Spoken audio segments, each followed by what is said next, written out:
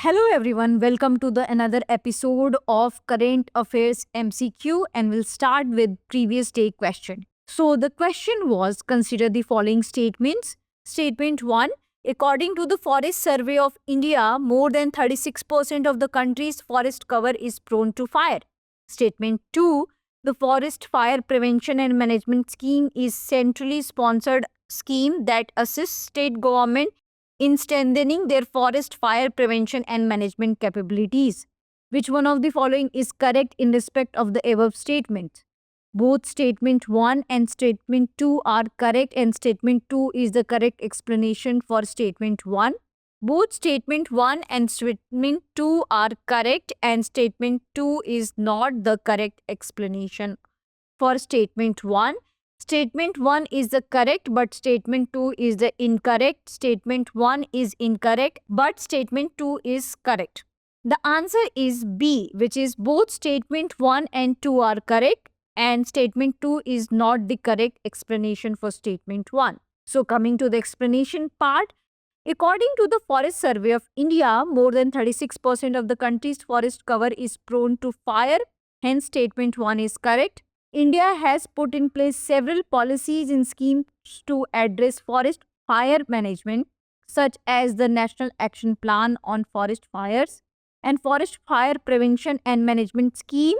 The centrally sponsored Forest Fire Prevention and Management Scheme assists state government in strengthening their forest fire prevention and management capabilities.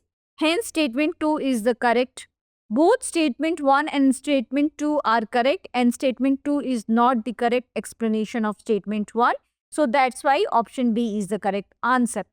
So we have Drishti IS Noida, address is C171/2 Block A Sector 15 Noida, Uttar Pradesh, and nearest metro station is Noida Sector 15.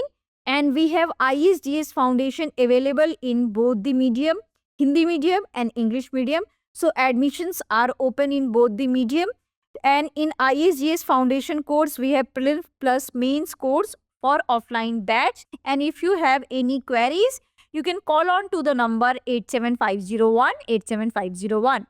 So coming to the first question, Global Cybersecurity Outlook report is published by which of the following organizations? International Telecommunication Union, World Economic Forum, World Bank, International Monetary Fund. And the answer is B, which is World Economic Forum. So the explanation is World Economic Forum, founded in 1971 and was officially recognized by the Swiss Federal Council as an international organization in 2015. It is dedicated to public-private cooperation and brings together key political, business, cultural, other societal leaders to shape global, regional and industry agendas. World Economic Forum regularly publishes globally recognized reports, including the Global Cybersecurity Outlook Report, Global Competitiveness Report, and the Global Gender Gap Report, Energy Transition Index, Global Risk Report, and Global Travel and Tourism Report. So that's why option B is the correct answer.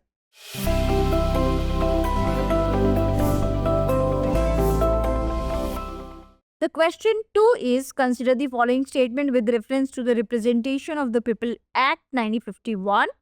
As per the section 8(1), conviction for the electoral offences, corruption or communal hate crimes leads to the 6-year disqualification. Section 8(3) provides that a person sentenced 2 or more years of imprisonment is disqualified for 6 years after release. As per Section 11, the Election Commission of India can remove or reduce disqualification in specific cases. How many of the above statement are correct? Only 2, only 1, only 2, all 3 and none. And the answer is C, which is all 3. Representation of People Act 1951. Section 8(1) lists specific offences such as promoting enmity between groups, bribery, undue influence, corruption that lead to immediate disqualification for 6 years from conviction date. Hence, statement 1 is correct. Section 8(3), a person convicted of an offence and sentenced to imprisonment for 2 years or more shall be disqualified from contesting elections from the date of conviction for an additional 6 years after release. However, this does not apply to preventive detention cases. Hence, statement 2 is the correct. Then we have section 11 allows the Election Commission of India to reduce the disqualification period imposed under section 8, 9 and 10, granting discretionary relief in certain cases. Hence, statement 3 is the correct. So that's why option C is the correct answer. Coming to the question 3, consider the following features. It was initially established as a wildlife sanctuary and later upgraded to a national park. Dominated by dry deciduous forest, it features Kardhai, Khair, Salai as key tree species. A significant tributary of the Chambal River flows through its landscape. Which of the following protected areas is best described by the above features? Panna National Park, Ranthambore National Park, Madhav National Park, Kuno National Park. And the answer is D, Kuno National Park. And Kuno National Park is located in Shiopur, Madhya Pradesh. Was originally established as a wildlife sanctuary in 1981 and later upgraded to a national park in 2018. Geographically, it lies in the Vindhyan Hills and is characterized by dry deciduous forest. The dominant vegetation in Kuno comprises tree species such as Kardhai, Khair, Salai, which thrive in its arid ecosystem. Kuno River, a major tributary of the Chambal flowing through its landscape. The park is home to diverse fauna, including leopards, striped hyenas, Indian wolves, blackbucks, sambar deer, and ghadials. It was also selected under the action plan for the introduction of cheetah in India. Hence, option D is the correct answer. Coming to the question 4. So, question 4 is about consider the following statements related to the Fort Williams. It is located in Kolkata on the eastern bank of the Damodar River. The original fort was built by the British in 1696 under the William Bentinck. It was recently renamed as Vizag. How many of the above statements are correct? We'll start with the option A, only 1, only 2, all 3 and none. And the answer is A, which is only 1. Fort William is located in Kolkata on the eastern bank of the Hooghly River and was originally named after King William III of England. Hence, statement 1 is not correct. The original fort was built by the British in 1696 under Sir John Goldsborough and completed in 1706. Hence, statement 2 is not correct. It was damaged during the siege of Calcutta when Sirajud-Dowlah defeated the British. It houses a war memorial with artifacts from the 1971 Indo-Pak War and Bangladesh Liberation War. It has been renamed Vizag to shed colonial legacy and inspired by the Maharashtra historic Sindhudurg Fort, a former Maratha naval base under Chhatrapati Shivaji. Hence, statement 3 is correct. So, that's why option A is the correct answer. Coming to the question 5, consider the following statement related to the joint exercise of India, country and exercises. So, we have Australia, Shakti, Bangladesh, Sampriti, China, hand in hand. How many of the above pairs are correctly matched? Only 1, only 2, all 3 and none. And the answer is B, which is only 2. So, let's see which are the correct ones. Austra Hind and Not Shakti is a joint military exercise between India and Australia that focuses on enhancing interoperability between the two countries' armed forces. Hence, pair 1 is not correctly matched. Sampriti is a joint military exercise between the armies of India and Bangladesh. It is held annually to strengthen defense cooperation between two countries. Hence, pair 2 is correctly matched. The hand-in-hand exercise, a joint military training exercise between India and China, focuses on country terrorism operation under United Nations mandate. Hence, pair 3 is the correctly matched. So, that's why option B is the correct answer. Consider the following statement regarding zoonotic diseases. The statement 1 is all zoonotic diseases are caused by viruses. Climate change and deforestation can increase the risk of zoonotic disease outbreaks. Which of the statements given above is are correct? 1 only, 2 only, both 1 and 2, neither 1 nor 2. And the answer is B, 2 only. Zoonotic diseases are infectious disease that spread from animals to humans. Not all zoonotic diseases are caused by viruses. Apart from virus, they can also be caused by bacteria, parasites, and fungi. Example: rabies, salmonellosis, Ebola, anthrax. Hence, statement 1 is not correct. Climate change, deforestation, and human wildlife interactions contribute to the increased risk of zoonotic disease outbreak by altering ecosystem and increasing human exposure to animal pathogens. Hence, statement 2 is correct. So that's why option B is the correct answer. Consider the following statement regarding socio-religious reform movement in 19th century India. The Young Bengal movement was led by Henry Vivian Derazio and emphasized rationalism and free thought. The Brahmo Samaj opposed idol worship and caste-based discrimination. The Wahhabi movement was an Islamic revivalist movement that opposed British rule and sought to restore the Islamic principle. Which of the statement given above is are correct? And your option is 1 and 2 only, 1 and 3 only, 2 and 3 only, 1, 2 and 3. And the answer is D, which is 1, 2 and 3 are the correct one.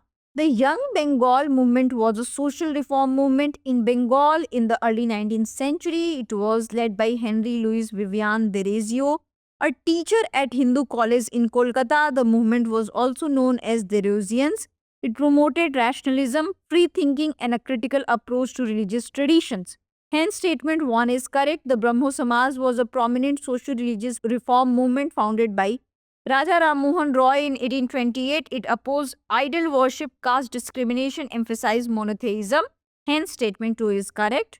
The Wahhabi movement founded by the Sayyid Ahmad of Rai Bareli was a revivalist movement aimed at purifying Islam by eliminating un-Islamic practices. It also has an anti-British stance. Hence, statement 3 is correct. So that's why option D is the correct answer. Coming to the question 8, consider the following statement. Under the Indian Penal Code 1860, sexual intercourse between a man and his wife who is not under 18 years of age is not rape. While marital rape is not a crime, a woman can seek relief under Domestic Violence Act 2005 for sexual abuse, humiliation, or violence of dignity. Which of the statements given above is are correct? 1 only, 2 only, both 1 and 2, neither 1 nor 2, and the answer is B, 2 only. Marital rape is a type of intimate partner violence that involves forced sex or sexual assault between spouses. It is not a crime in India. If a couple is married but living separately, then the husband is guilty of rape if his wife does not consent to sexual intercourse. What are the legal stances we have? IPC section 375(2) states that sexual intercourse or sexual acts between man and his wife who is not under 15 years of age is not rape. So that's why statement 1 is correct. BNS retains immunity for husbands in cases of marital rape, but the age of the consent has been increased from 15 to 18 years, complying with the SC judgment in the Independent Thought versus Union of India case 2017. Domestic Violence Act 2005, while marital rape is not a crime, a woman can seek relief under the Domestic Violence Act 2005 for sexual abuse, humiliation, or violation of dignity. Hence, statement 2 is correct, and that's why option B is the correct answer. Coming to the question 9, which of the following states of India share a border with Myanmar? Arunachal Pradesh, Nagaland, Manipur, Assam. Select the correct answer using the code given below. 1 and 2 only, 2 and 4 only, 4 only, and 1, 2 and 3. And the answer is D. So, India-Myanmar. India's 1,643 km border with Myanmar runs through Arunachal Pradesh, Nagaland, Manipur, Mizoram. 1,472 km of border has been demarcated. The revised free movement regime has led to the activation of 22 border gates out of the 43 planned crossing points along with the India-Myanmar border aimed at regulating movement while maintaining border security. Hence, option D is the correct answer. Consider the following statement regarding the Asian Fisheries and Aquaculture Forum. It is organized every 5 years by the Asian Fisheries Society headquartered in Bangkok, Thailand.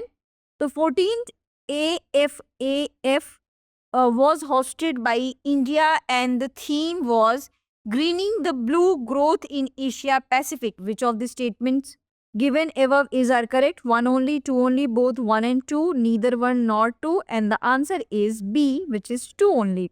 Asian Fisheries and Aquaculture Forum is a global fisheries and aquaculture conference held every 3 years by Asian Fisheries Society. It's headquartered in Kuala Lumpur, Malaysia. Hence, statement 1 is not correct. It brings together scientists, researchers, industry experts to discuss challenges, trends, and innovation in the sector. The forum encourages international cooperation to develop better practices for the future of fisheries and aquaculture. India hosted AFAF for the second time, first 8th AFAF in Kochi 2007. Organizes AFS in collaboration with ICAR, Department of Fisheries, Government of India, Asian Fisheries Society, Indian branch, Mangalore, and theme for the 14th AFAF was Greening the Blue Growth in Asia Pacific. So, statement 2 is correct. Hence, option B is the correct answer. Now, I am giving you practice question. The eShram portal, often seen in the news, is best described as a platform designed for organizing corporate workers in India, a government initiative for registering and providing benefits to unorganized workers in India, a system to monitor and track health insurance claims for unorganized sector workers, a portal for providing skill development training to workers in the tech industry. So kindly answer into the comment section. That's it for today's session. I hope you like this session. If you have any queries related to this session, kindly ask into the comment section. Thank you. Have a nice day.